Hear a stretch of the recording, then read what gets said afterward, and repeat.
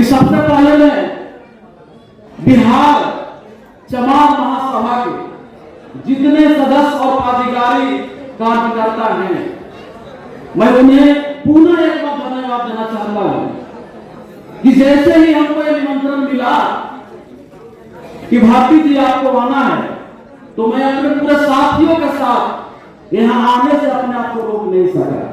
क्यों? क्योंकि हमें लगा कि संत रैदास जी के विचारों पे अगर समाज को सशक्त करने के लिए राजनीतिक और सामाजिक रूप से, तो यही मंच पर सही दिशा में चर्चा होगी।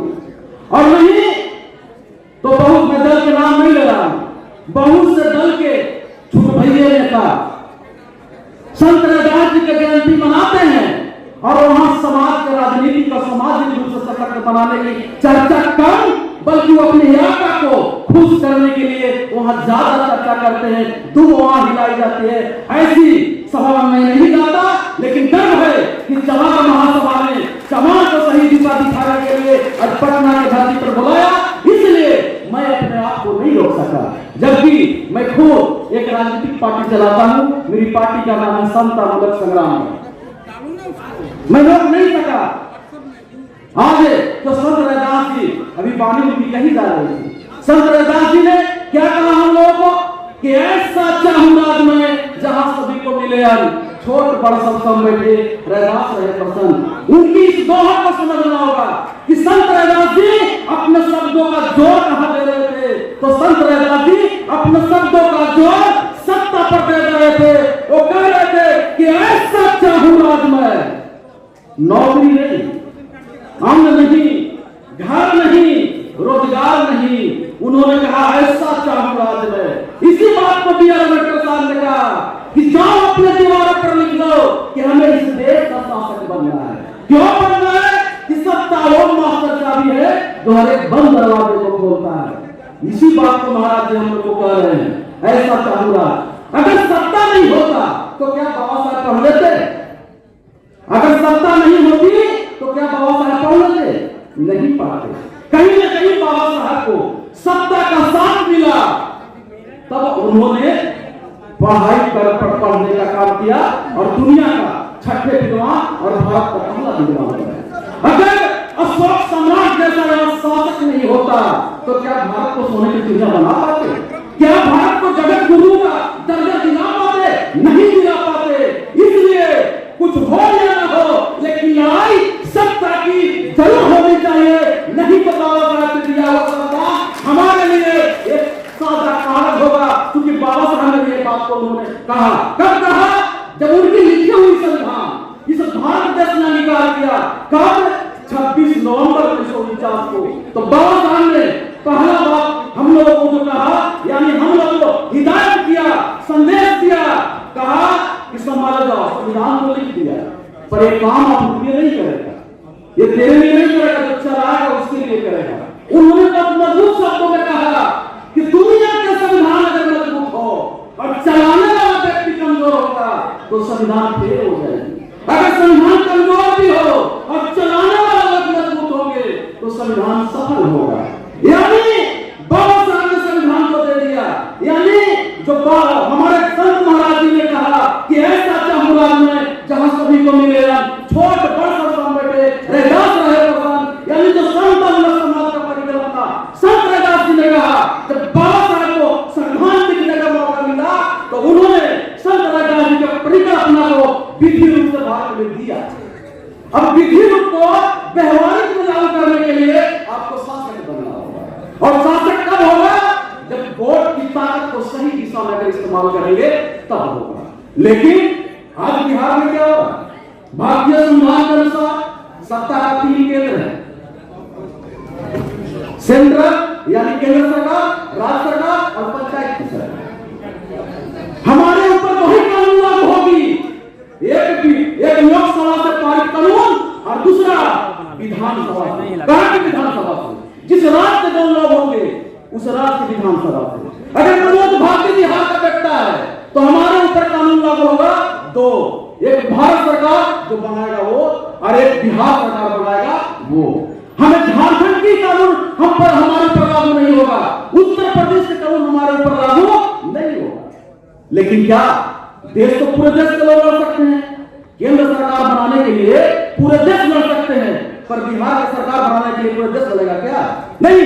भारतीय संविधान के अनुसार जिस राज्य के निवासी है उसी राज्य का निवासी उस राज्य के चुनाव में भाग लेगा और वही अपनी सरकार को चुनेगा। अब सोचना यहाँ के चुनाव का है कि आपकी हैसियत बिहार की सत्ता में क्या है? जब बाबा साहब ने बिहार की सरकार बनाने के लिए यहाँ के लोगों को उन्होंने निर्धारित किया, पावर दिया, तो यहाँ के लोग जो सबसे तीसरी, हम तो कहेंगे दूसरी बारी आवाज में हाथ से बाहर है, वो पता है कि आपकी राजनीति में कितनी हिस्सेदारी है, आपको कितना पावर है आपको राजनीति में। 0% का यहाँ सारी जातियां अपने अपने दम पे बिहार की राजनीति में अपनी भूमिका और ताकत बढ़ाने का काम किया और चमार से ताने लगाने का काम किया। यही वजह है कि मधुबनी के धरती पे चमार एक परिवार को पति पत्नी को गोली मार दिया जाता है, कोई नेता उसको घर नहीं जाता। आज औरंगाबाद गांव में रविदास जयंती के दिन अनाधूम गोली चलाई जाती है, 8 लोग घायल हुए, एक स्पॉट डेथ हुआ, कोई नेता नहीं जाता है। यही अरवल के धरती पे एक ही दिन में 2 घटना घटी। एक परासी थाना में जो मठिया गांव है वहां पर पसमान की महिला को आग लगा के जलाया गया, और उसी जिले में उसी दिन दत्तोपुर गांव में एक रविदास लगा को हत्या हुआ। वहां चिराग पसमान पहुंच गए, उसको न्याय मिल गया, पर जमान का कोई लीडर नहीं था, इसलिए उसे न्याय नहीं मिला। यहाँ तक कि उसकी चर्चा नहीं हुई। ये चमान महासभा को सोचना पड़ेगा, और जितना हम लोग उपस्थित है उन्हें सोचना पड़ेगा। मैं खुले रूप से मैं आपको बोल रहा हूँ कि आप सोच के देखिए, अगर पूछ दिया जाए कि यहाँ जो 40 जो लोकसभा है उसमें से 6 आरक्षित सीट है, लोकसभा के 6 आरक्षित सीट है, कंफर्म बताइए कि कितने उम्मीदवार अभी से हैं जिनको टिकट मिलना तय है? तो बताइएगा कि जीताराम मांझी जहां वहां करेंगे उनको टिकट मिल जाएगा, चिराग पासवान जहां वहां करेंगे उनका सीट मिल जाएगा, पशुपति पारस जहां वहां करेंगे वहां टिकट मिल जाएगा। कोई है चमार जिसका नाम से लोकसभा रिजर्व हो, जिसको हम कह सके कि इनको टिकट निश्चित मिलेगा? नहीं है भैया, नहीं है।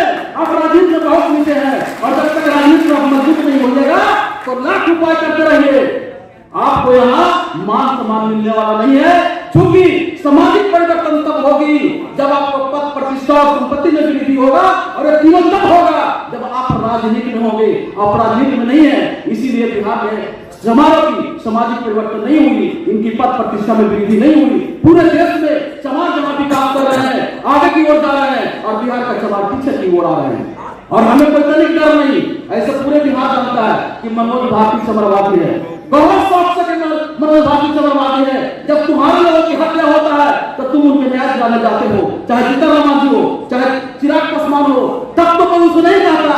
जब मनोज भारती अपने बाप को उठाएगा तो समरवादी का कहोगे वहां है, और डंके के चोट पे है, डंके के चोट पे है, क्योंकि जातिवादी तुम बढ़ा रहे हो।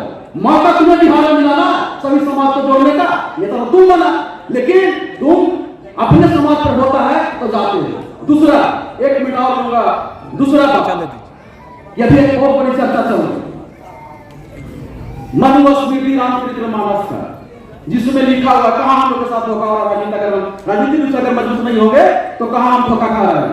उसमें लिखा गया कि पूज हूं विप्र सकल गुणहीना, अशूद्र न पूज हूं वेद परवीना।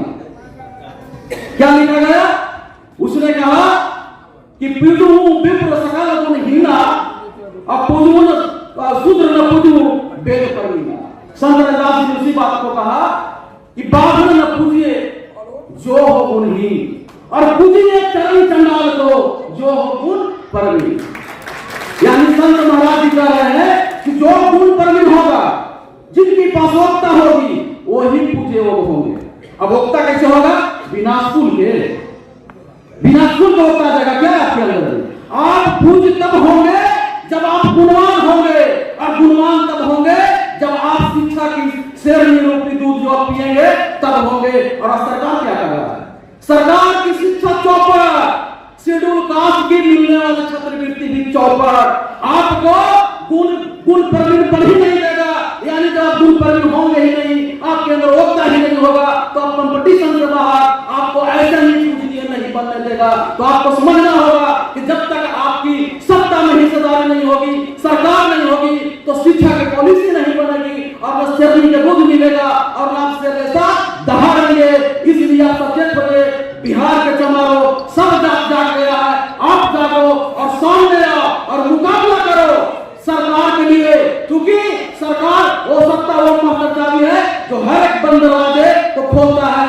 अगर चमार के बेटा में, अगर चमार के बेटा के हाथ में, किसी भी चमार के बेटा के हाथ में सत्ता की मास्टर चाबी आती है, तो हमें पूरा विश्वास है कि चमार गद्दार नहीं है।